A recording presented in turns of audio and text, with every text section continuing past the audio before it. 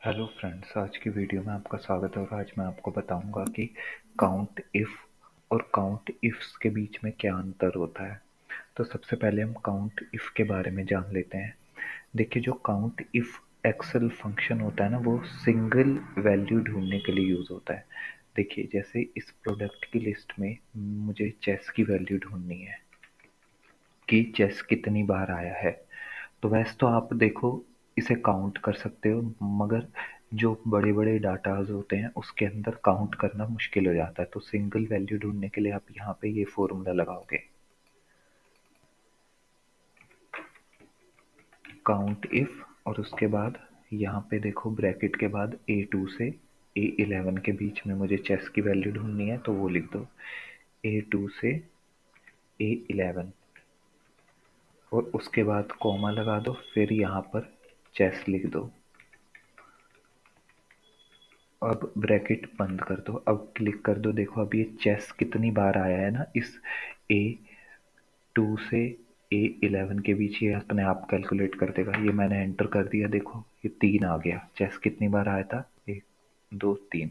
इस तरीके से दोस्तों, काउंट इफ के जरिए आप ना किसी कितने चाहे डाटा कितना भी बड़ा हो, आप एक्सेल में कोई भी वैल्यू आसानी से फाइंड कर सकते हो। अब बात आती है काउंट इफ्स की। तो काउंट इफ्स के लिए हम मल्टीपल डाटा यूज करेंगे, क्योंकि काउंट इफ्स जो होता है ना, वो मल्टीपल डाटा के लिए यूज होता है। फॉर एग्जांपल, इसमें प्रोडक्ट दिया है, रीजन दिया है और सेल्स दिया है। तो अगर मान लो कोई आपसे बोले कि चेस की सेल्स वैल्यू ढूंढो जो 90 से ऊपर हो, तो देखो कैसे ढूंढोगे। देखो, एक चेस की वैल्यू है 54, तो चेस की सबसे पहले यहाँ पर लिख दो चेस। अब यहाँ पे फॉर्मूला क्या लिखोगे आप? Count ifs. अभी हमें काउंट मल्टीपल वैल्यू ढूंढनी है, तो हम यूज करेंगे काउंट इफ्स फॉर्मूला। अब यहाँ पे ब्रैकेट स्टार्ट करो, यहाँ पे A2 से ढूंढ A11 तक। A11 तक देखो, हमें ये A2 से A11 तक के बीच जो चेस है उसकी मल्टीपल वैल्यू ढूंढनी है। अब यहाँ पे लिख दो, कॉमा लगाओ। अब ये हमने चेस किधर लिखा है? E7। E7, तो यहाँ पे E7 लिख दो। E7 फिर से कॉमा लगाओ। अब चेस की वैल्यू हमें किस में ढूंढनी है? सेल्स में, रीजन में? हमें सेल्स में ढूंढनी है। तो सेल्स कैसे? C2 से C11 तक। तो यहाँ पे लिख दो C2 से C11 तक। अब उसके बाद हमें जो, अब यहाँ पर आपको लिखनी होगी कंडीशन। कंडीशन क्या है? हमें किसी ने बोला है कि हमें चेस की सेल्स वैल्यू निकालनी है जो 90 से ऊपर हो।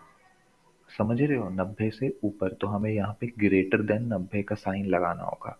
ग्रेटर देन 90, ठीक है। कभी कभी आपको कोई बोल सकता है कि 90 के इक्वल वैल्यू ढूंढो, तो आपको इक्वल का साइन लगाना होगा। 90 से कम की वैल्यू ढूंढो, तो आपको 90 से कम का साइन लगाना होगा। अब इसको ब्रैकेट कर ऐसे करके ब्रैकेट क्लोज कर दो। अब एंटर कर दो।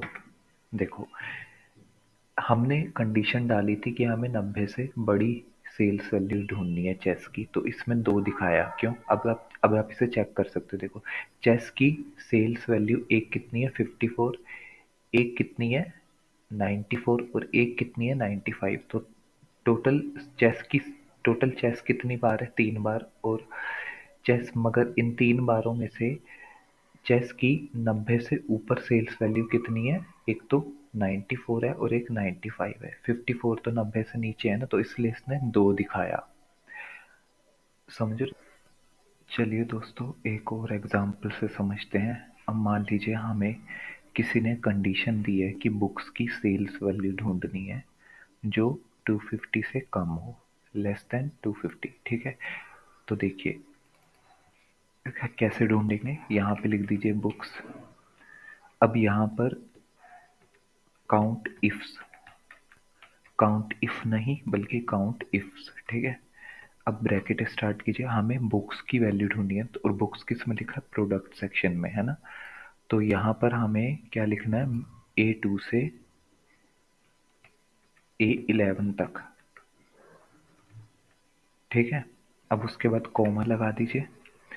अब ये बुक्स किधर लिखा है हमने, E8 में, E8 में यहाँ पे लिख दीजिए E8। अब यहाँ पर अब देखिए सेल्स वैल्यू किस कॉलम में दी है, C2 से C11 में, यहाँ पे लिख दीजिए C2 से C11।